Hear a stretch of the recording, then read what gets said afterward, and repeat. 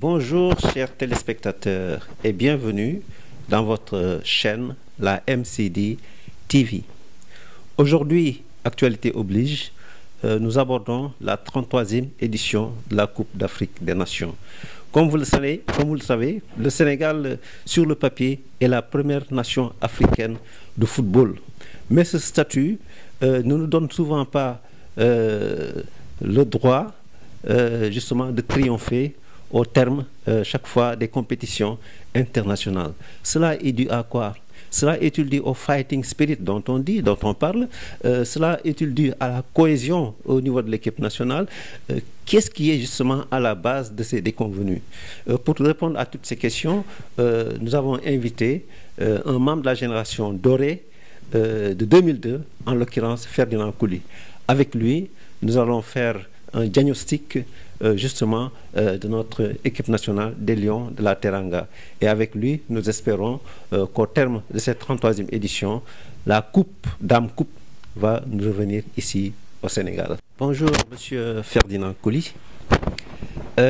Après tant d'espoir déçus pour remporter la Coupe d'Afrique des Nations, cette fois-ci, pourrait-elle être la bonne? Oui, c'est sûr que on a connu beaucoup de déceptions parce que le Sénégal est une nation de football, souvent citée mais jamais gagné une CAN, et ça c'est vrai que c'est une déception. Mais on ne baisse pas les bras parce qu'à chaque fois c'est vrai qu'on a le mérite, quoi qu'on puisse dire, de produire des joueurs. Maintenant, lors de la compétition, il y a ce facteur qui est là, qui fait qu'on ne gagne pas. Maintenant, quel est ce facteur? C'est un peu difficile à diagnostiquer parce qu'on a eu des générations talentueuses. On est passé pas loin à 2 reprises de remporter cette coupe. Mais sur cette CAN-là aussi, on est cité. Sur le papier, on est premier nation africaine.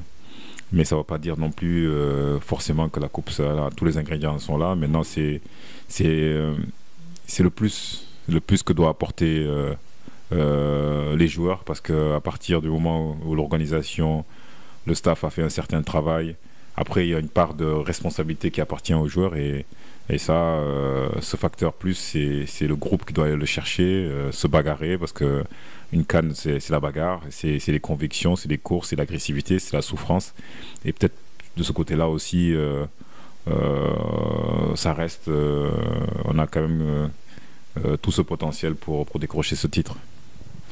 Voilà, vous avez suivi depuis quelques années, bien sûr, la génération des Sadio Mané qui ont évolué, qui ont joué. Comme vous l'avez dit, sur le papier, il se présente toujours comme le numéro 1 en Afrique.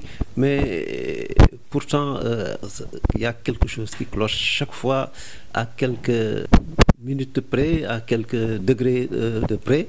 Le Sénégal rate toujours le coach.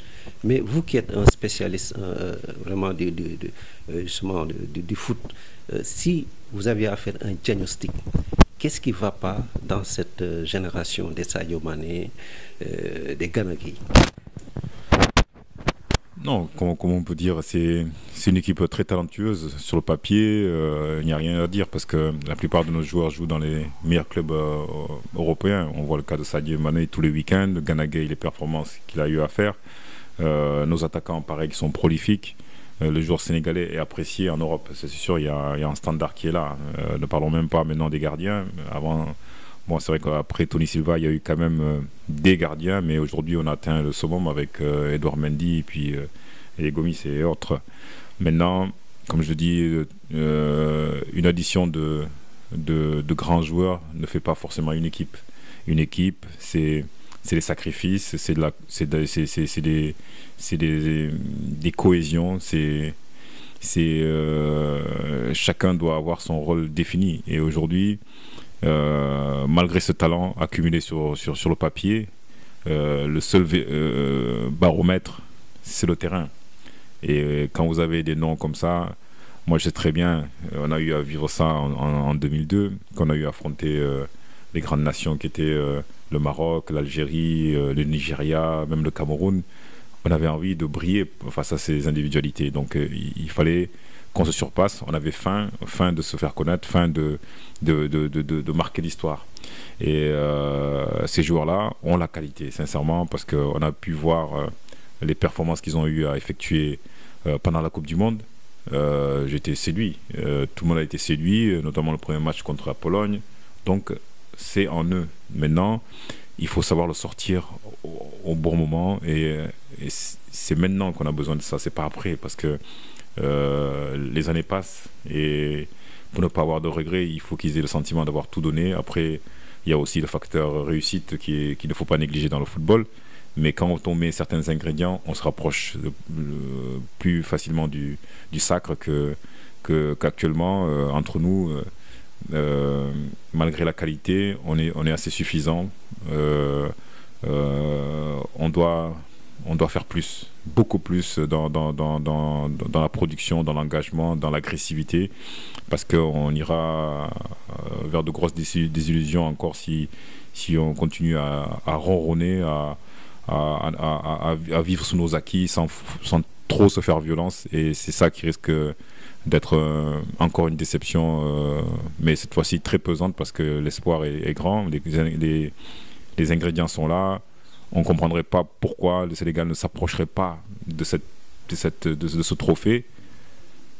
Ce que je demande aux joueurs, comme je dis à chaque fois, c'est donner le maximum. Après, on est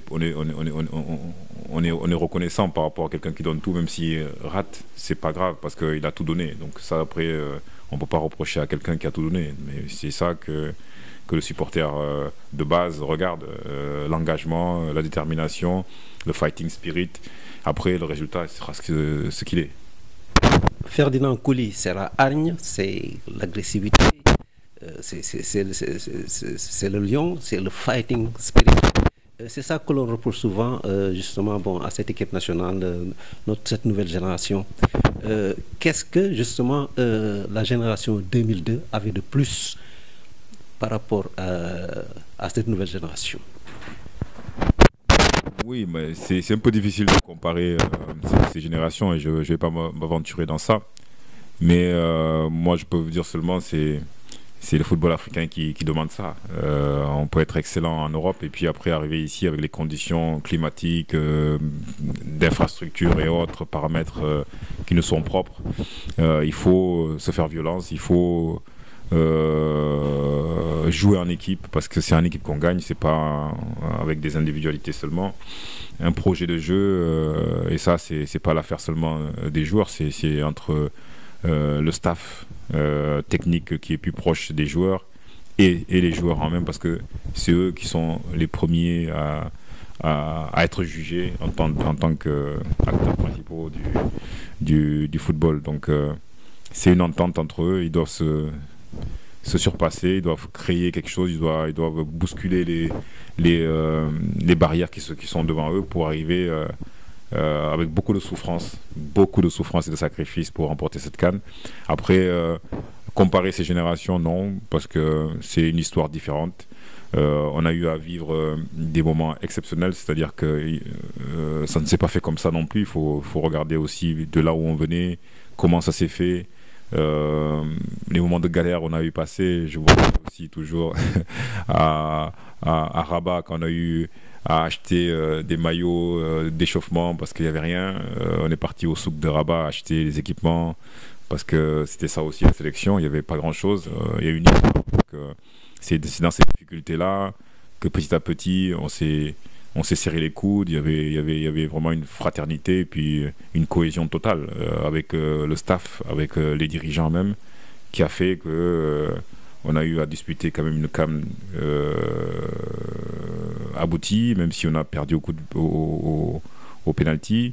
Il y a eu des matchs de légende pour moi, je dirais, notamment ce demi-finale contre le Nigeria, le grand Nigeria, et à 10.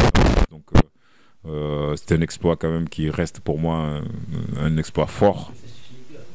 Non, c'était avec Bruno Metsu. Et oui, c'était CAN 2002, mais tout ça fait que on a pu arriver à cette Coupe du Monde avec beaucoup d'expérience en tant que groupe. Et aussi ne faut pas oublier qu'à l'époque, avec Lens, on était premier du championnat aussi, à Auxerre qui jouait bien, les Sedan, les Monaco, bon, les joueurs qui évoluent dans des bons clubs français. Et ça fait que toute cette expérience a fait qu'on a pu, après cette Coupe d'Afrique, 3 mois après, ce qui est lourd, disputer une Coupe du Monde la même année. Donc vous avez, c'est pas comparable. Donc eux, ils ont une histoire à écrire. J'espère qu'ils vont nous donner satisfaction en renversant les pronostics et puis et en résistant à la souffrance, parce qu'il y aura beaucoup de souffrance, et surtout avec de nouveaux paramètres qu'on n'avait pas diagnostiqués ou pris en compte, le corona qui est en train de décimer les équipes. Et la malchance voudrait que le Sénégal soit battu par le corona, alors que la coupe nous tend les mains. Ce serait vraiment une catastrophe, et puis moralement ça va être difficile de se relever de ce coup du sort, je dirais, encore qui s'acharne sur le Sénégal, parce que vu l'ampleur de l'épidémie, j'ai bien peur que chaque match on nous coupe 2 ou 3 joueurs, et des joueurs importants aussi, et c'est compliqué pour un staff et un coach de travailler dans ces conditions. C'est pratiquement la dernière question. Des Sénégalais, l'on se rappelle encore avec beaucoup de nostalgie les marées humaines qui venaient accueillir l'équipe nationale de 2002 au niveau de l'aéroport jusqu'au palais présidentiel. On quittait l'aéroport de 13h et on arrivait au palais, il était pratiquement à 19h. C'est marée humaine. Alors cet espoir, cette nostalgie, quel est le message que vous lancez justement à cette génération de Sadio Mané? C'est vrai que c'est des moments exceptionnels, même eux ils l'ont vécu. Je pense que pour certains, ils étaient en âge aussi de vivre ça, et leur rêve c'était de vivre ça. Mais ils ont eu à vivre des marées aussi. Il faut se rappeler aussi de la finale perdue contre l'Algérie. Malgré tout, je pense que le peuple et les supporters les ont remerciés, même si ce n'était pas comparable. Mais on a envie de revoir ça pour la cohésion nationale. C'est très important aussi, parce qu'on en a besoin. Et aujourd'hui, par les moments difficiles qu'on vit depuis 2 ans avec ce virus, et puis les conditions économiques qui sont pas terribles avec cette pandémie, je pense que le Sénégal mérite vraiment, avec tous les efforts qui ont été faits par l'État, ça il faut le reconnaître aussi, ça serait la cerise sur le gâteau, une récompense pour tous les Sénégalais d'avoir cette fierté de ramener la coupe à la maison. Et je n'ose même pas imaginer la marée cette fois-ci qui pourrait être là. Donc on va tous prier pour eux, quoi qu'on puisse dire. Je pense que aujourd'hui il faut appuyer cette équipe. Nous c'est notre rôle. C'est pas le moment de tirer sur l'ambulance. C'est à la fin de la compétition qu'on fera un bilan. Mais même si on souffre par moment, mais si on souffre à la fin, qu'on nous ramène la coupe, je pense que tout le monde sera heureux. Merci beaucoup Ferdinand Coly. Ferdinand Coly était l'invité de la MCD Télévision. Nous vous remercions et vous donnons rendez-vous à la prochaine.